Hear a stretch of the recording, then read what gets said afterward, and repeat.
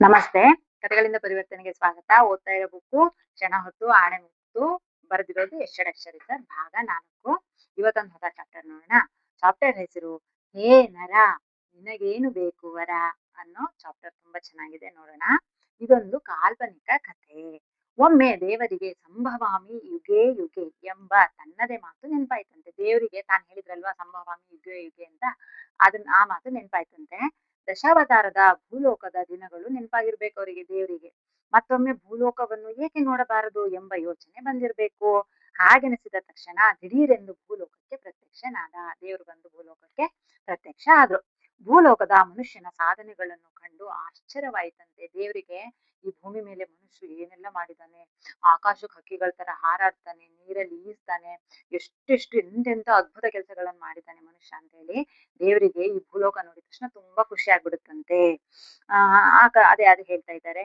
ದಿವ್ಯ ದೃಷ್ಟಿ ಇಲ್ಲದಿದ್ದರೂ ಮನುಷ್ಯ ದೂರದರ್ಶನದ ಮೂಲಕ ಎಲ್ಲವನ್ನೂ ನೋಡುತ್ತಿದ್ದ.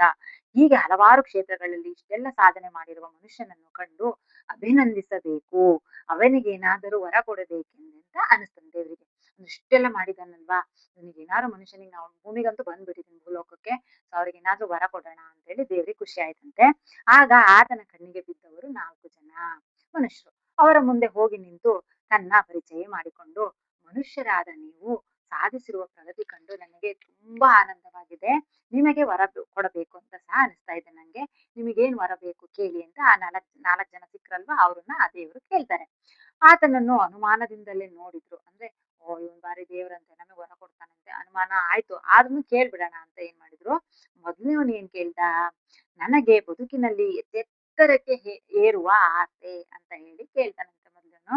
ಆಗ ದೇವರು ತಥಾಸ್ತು ಅಂತ ಹೇಳಿ ಆ ಮನುಷ್ಯನ ಹದ್ದಿನ ರೂಪವನ್ನು ತಾಳಿ ಆಕಾಶದಲ್ಲಿ ಎತ್ತೆತ್ತರಕ್ಕೆ ಹಾರುತ್ತಾ ಹೊರಟು ಹೋದ.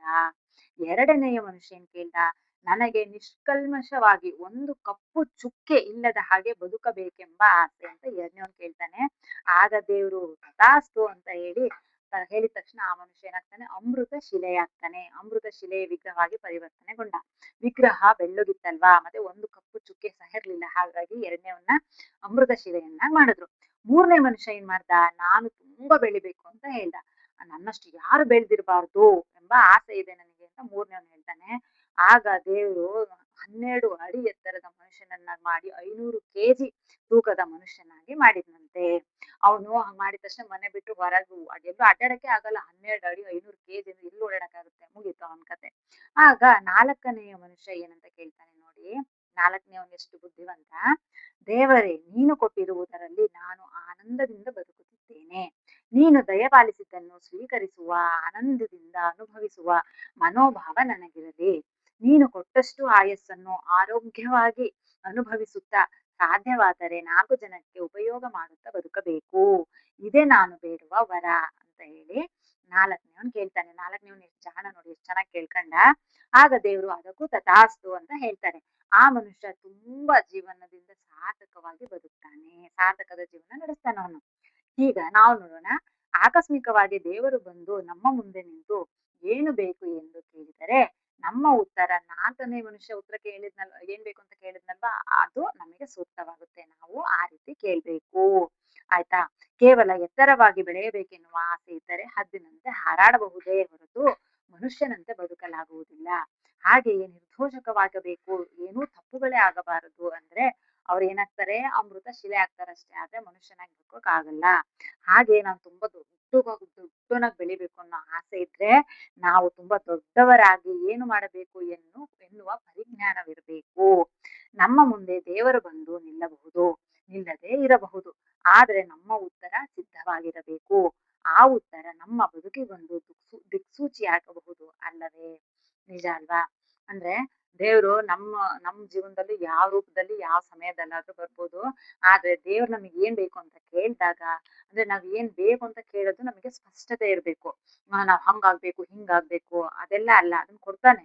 ಆದ್ರೆ ನಾವು ಒಂದು ಸಾರ್ಥಕ ಜೀವನ ಬದುಕ್ಬೇಕು ಅಂದ್ರೆ ನಾವ್ ಏನ್ ಕೇಳ್ಬೇಕು ಅನ್ನೋದು ಮೊದ್ಲೇ ನಮಗೆ ಸ್ಪಷ್ಟತೆ ಇರ್ಬೇಕು. ಅಂದ್ರೆ ಭಗವಂತ ನನಗೆ ಅಂದ್ರೆ ನನಗೆ 4 ಜನಕ್ಕೊಂದು ಹೆಲ್ಪ್ ಮಾಡಷ್ಟು, ಕಷ್ಟದಲ್ಲಿರೋರಿಗೊಂದು ಉಪಯೋಗ ಒಂದು ಏನೋ ಒಂದು ಸಹಾಯ ಮಾಡಷ್ಟು, ಅಂದ್ರೆ ನನಗೆ ಒಳ್ಳೊಳ್ಳೆ ಕೆಲಸಗಳನ್ನ, ಪುಣ್ಯ ಕಾರ್ಯದ ಕೆಲಸಗಳನ್ನ ಮಾಡೋಕೆ ನನಗೆ ಅವಕಾಶ ಮಾಡಿಕೊಡು. ಆರೋಗ್ಯವಾಗಿ, ನೆಮ್ಮದಿಯಾಗಿ ನಾನು, ನನ್ನ ಕುಟುಂಬ, ನನ್ನ ದೇಶ ಎಲ್ಲರೂ ಚೆನ್ನಾಗಿರೋ ಹಾಗಾಗ್ಲಿ. ಎಲ್ಲ ಕಡೆ ಮಳೆ, ಬೆಳೆ ಚೆನ್ನಾಗಾಗಿ ನಮ್ಮ ದೇಶ ಸಮೃದ್ಧವಾಗ್ಲಿ. ಸೈನಿಕರು, ಯೋಧರು, ಸೈನಿಕರು ಮತ್ತೆ ರೈತರು ಎಲ್ಲರೂ ಚೆನ್ನಾಗಿರ್ಲಿ. ಅವ್ರ ಕುಟುಂಬ ಚೆನ್ನಾಗಿರ್ಲಿ. ಈ ನೇಚರ್ ಚೆನ್ನಾಗಿರ್ಲಿ. ಕಾಲಕ್ಕೆ ಮಳೆ, ಬೆಳೆ ಎಲ್ಲ ಚೆನ್ನಾಗಾಗ್ಲಿ. ನಮ್ಮ ದೇಶದಲ್ಲಿರೋರೆಲ್ಲ ಆರೋಗ್ಯವಾಗಿ, ಜ್ಞಾನ ಮಾರ್ಗದಲ್ಲಿ, ಭಕ್ತಿ ಮಾರ್ಗದಲ್ಲಿ ನಡೆಯುವ ಹಾಗೆ ಮಾಡು. ಈ ತರ ಒಳ್ಳೊಳ್ಳೆದನ್ನ ಕೇಳಿದ್ರೆ ಭಗವಂತ ಖಂಡಿತ ನಮಗೆ ತಥಾಸ್ತು ಅಂತ ಹೇಳ್ತಾರೆ. ಆಗ ನಾವು ಸಾರ್ಥಕದ ಬದುಕನ್ನು ಬದುಕ್ಬೋದಲ್ವಾ? ನಾನಂತೂ ಹೀಗೆ ಕೇಳ್ಬೇಕು ಅಂತ ಅನ್ಕೊಂಡಿದೀನಿ.